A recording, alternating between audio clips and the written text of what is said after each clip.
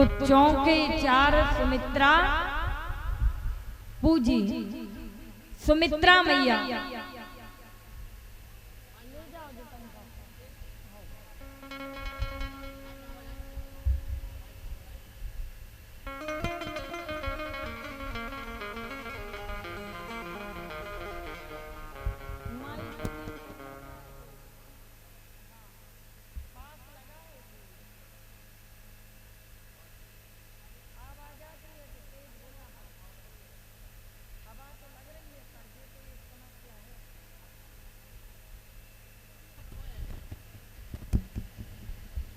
तो चौके चार सुमित्रा पूजी।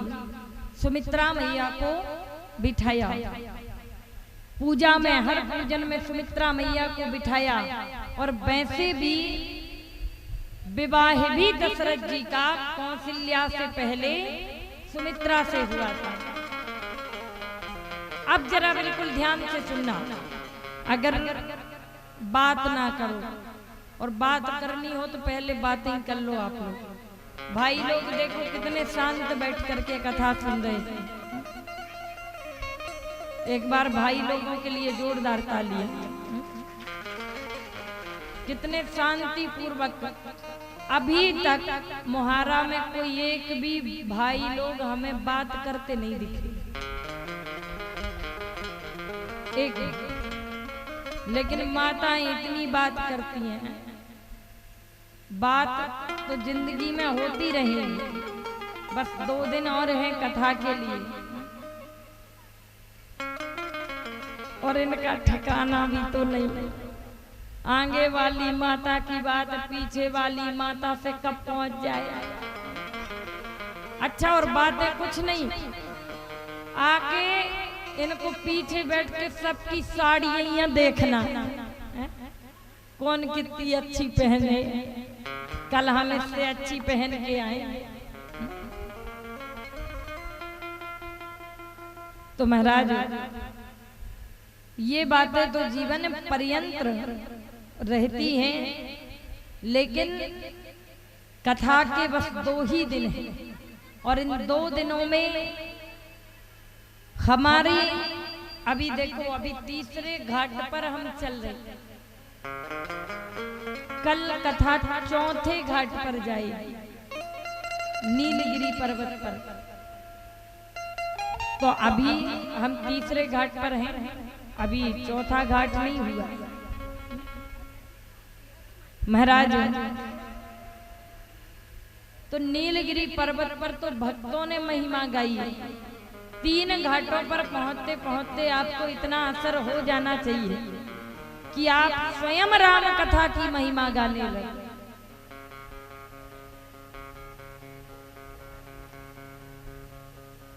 दो महाराज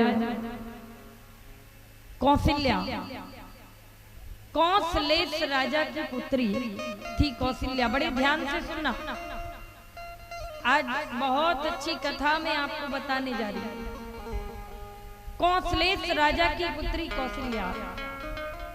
एक दिन लंकापति रावण ने ब्रह्मा को बुलाया, क्योंकि रावण तो ऐसा विद्वान था कि रावण अपने पैरों तले शनि को दबाए रहता था। रावण जैसा कोई विद्वान नहीं। रावण ने ब्रह्मा को पकड़ा और ब्रह्मा से कहा, अरे ब्रह्मा बताओ मेरी मृत्यु कब निश्चित है, और यदि मेरी मृत्यु है तो मुझसे अभी कितने दूर है। ब्रह्मा जी डर गए कि यदि बता दिया तो रावण ना जाने क्या करेगा। ब्रह्मा जी बोले, सरकार सही बता दूं क्या? बोले, हाँ सत्य बताओ, मेरी मृत्यु कब है? बोले, महाराज अब आपकी मृत्यु ज्यादा दूर नहीं, क्योंकि कौशलेश राजा की पुत्री कौशल्या अब बड़ी हो गई। उनका विवाह अयोध्या नरेश और राजा दशरथ से संपन्न होगा, और उनके यहाँ जो पुत्र राम होंगे उन्हीं के हाथ से तुम्हारी मृत्यु निश्चित है। रावण बोला ऐसी बात है तो ना रहेगा बांस और ना बजेगी बांसुरी। जब कौशल्या ही नहीं रहेगी तो पुत्र कहां से हो जाएगा और विवाह कहां से हो जाएगा। तो रावण पहुंचा। रावण ने पहले कौशल्या का हरण नहीं किया। रावण पहुंचा राजा कौशलेश के यहाँ और कौशलेश के यहाँ जाकर के कहा, हे राजन, मैं तुम्हारी बेटी कौशल्या को ले जाने के लिए आया हूं, मैं लंका ले जाने आया हूं। कौशलेश राजा ने कहा, महाराज कौशल्या मेरी पुत्री है, लेकिन मेरा इतना अधिकार नहीं कि मैं अपनी बेटी को बिना आज्ञा के ले जाने की अनुमति दे दूं। मेरी बेटी की इच्छा है तो आप मेरी बेटी को लंका ले जाइए। कौशल्या देवादिदेव महादेव की अनन्य भक्त थी, बहुत भक्ति करती थी कौशल्या मैया महादेव की। तभी कौशल्या मैया आई, अत्यंत सुंदर थी। रावण सामने खड़ा है। रावण ने कौशल्या मैया से निवेदन किया, हे कौशल्या, हम तुम्हें अपनी लंका ले जाने के लिए आए। कौशल्या मैया बोली, लंका ले जाने आए हो? मैं बलपूर्वक तो लंका जा नहीं सकती। रावण, मैं तुम्हारे साथ लंका अवश्य चलूंगी यदि तुम लंका में मेरे महादेव को ले जा करके बता दो। रावण जोर से हंसा। रावण कहने लगा, देखो मैंने कहा था एक भक्ति होती है भाव से और एक भक्ति होती है प्रभाव से। बोलो जय सिया राम। जो भाव से भक्ति करते हैं ना, भावुक व्यक्ति भगवान के लिए कुछ भी करने को तैयार हो जाता है। भगवान के लिए अपना सर्वस्व उसके पास नहीं होगा, फिर भी भगवान के लिए अपना सर्वस्व त्यागेगा, अपने सब कुछ त्याग करेगा। लेकिन जो प्रभाव में रहते हैं, प्रभाव वाले आते हैं, बहुत देखे हैं कथा में, प्रभाव वाले भी, भाव वाले भी देखे हैं, प्रभाव वाले भी देखे हैं। लेकिन प्रभाव वालों के आगे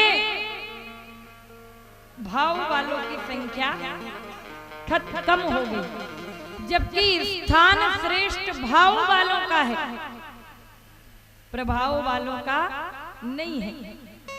अभी आपको बात समझ में आ जाएगी। यदि हम कहें प्रभाव से कि हमारा नाम हो जाए, हम नाम के लिए भगवान को मानते हैं, हम नाम के लिए सब कुछ करते हैं, हम नाम के लिए ये कार्य कराते हैं, तो ये हो गया प्रभाव। प्रभाव का आपको ज्यादा फल नहीं है। जो फल आपको भाव से मिलेगा ना, वो प्रभाव से नहीं मिलेगा।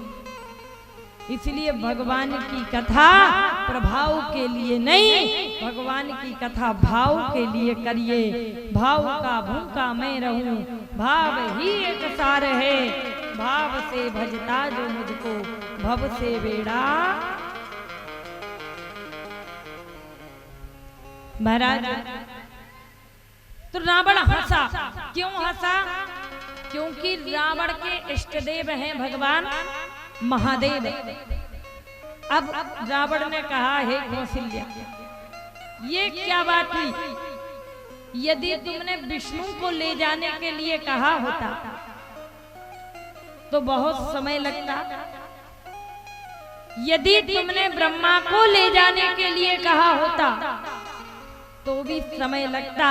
लेकिन शंकर भगवान को तो मैं ऐसे ही ले जाऊंगा,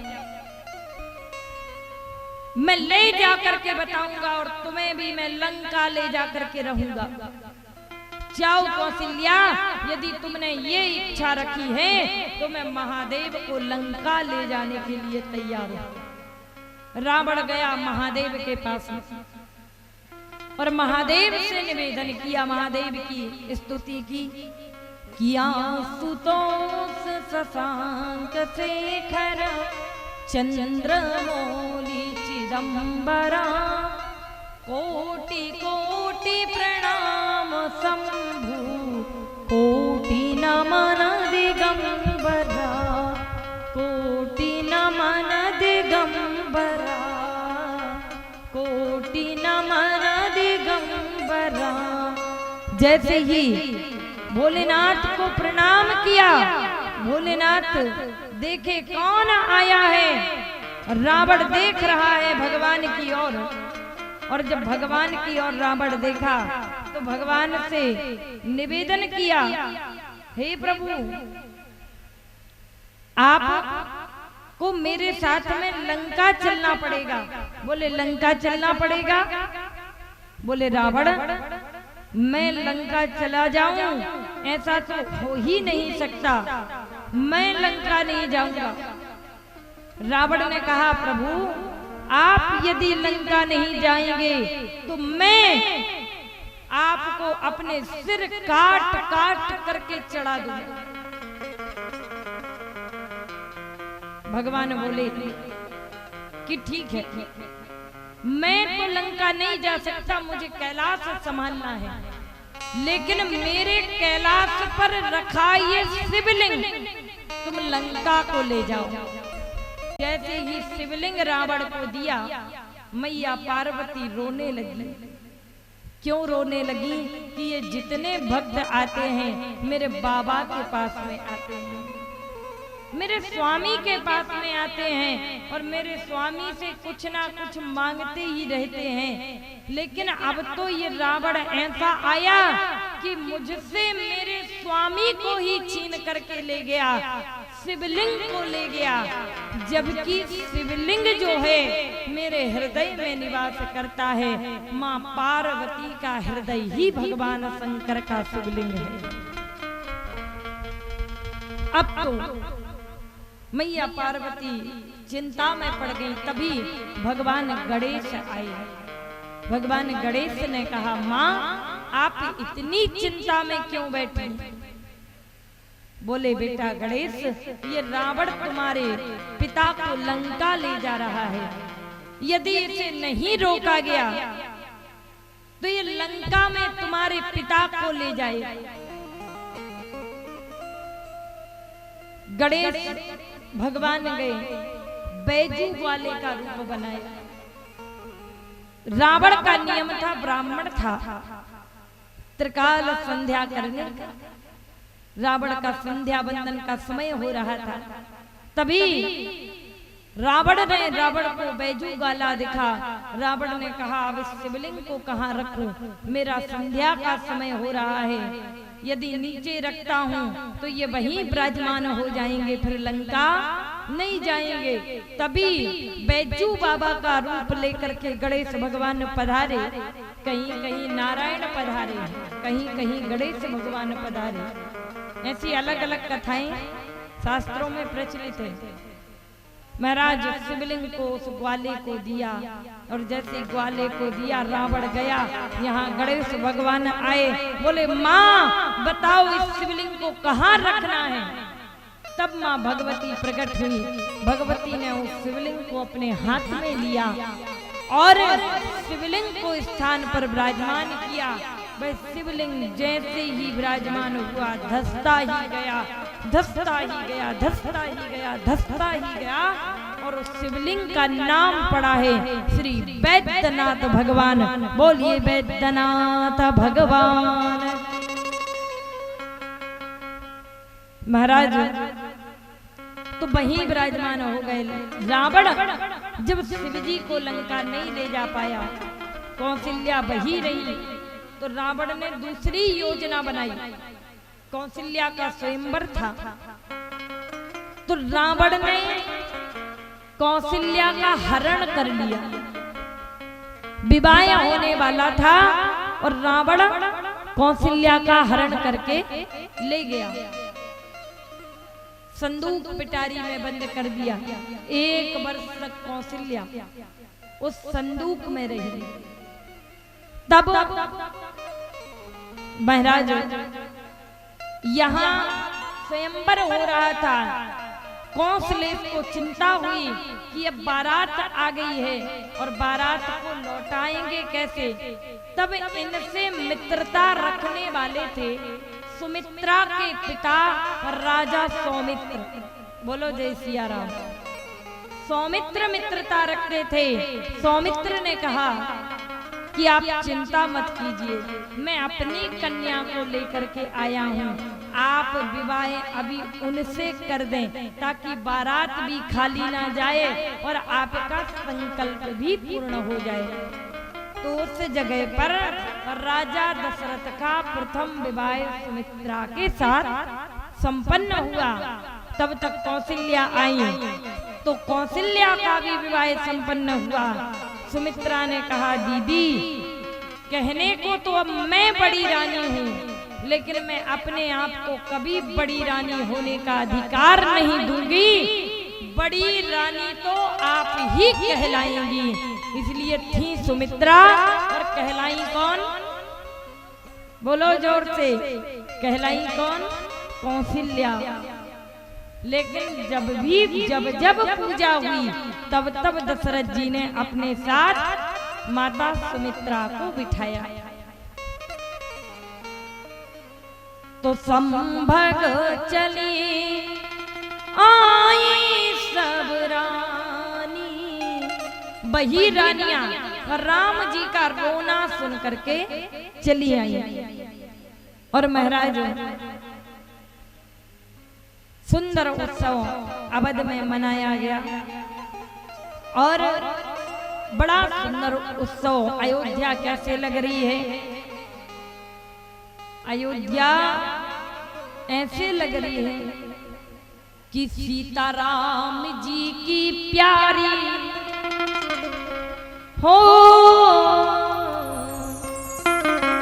उस सीताराम जी की प्यारी राजधानी लागे, राजधानी लागे। मने मीठो मीठो सरजू जीणो पानी लागे। दोनों हाथ उठाके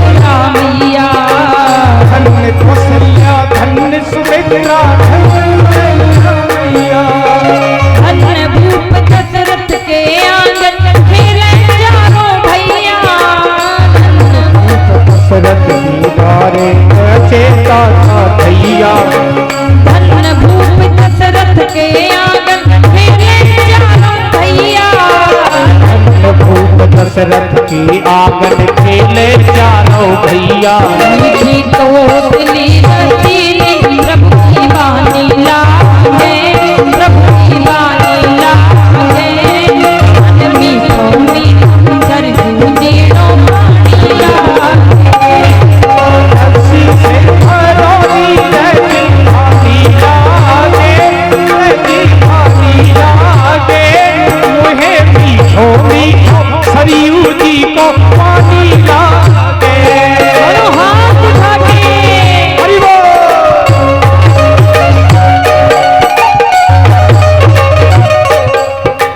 जय हो।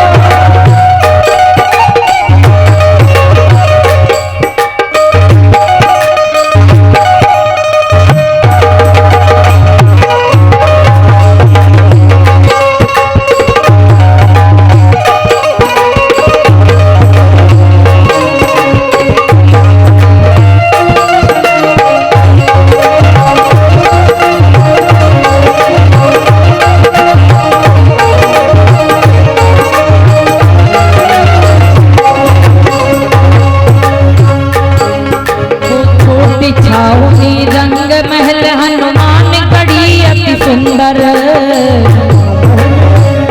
छावनी रंग महल अति सुंदर। छोटी छावनी रंग महल हनुमान गढ़ी अति सुंदर।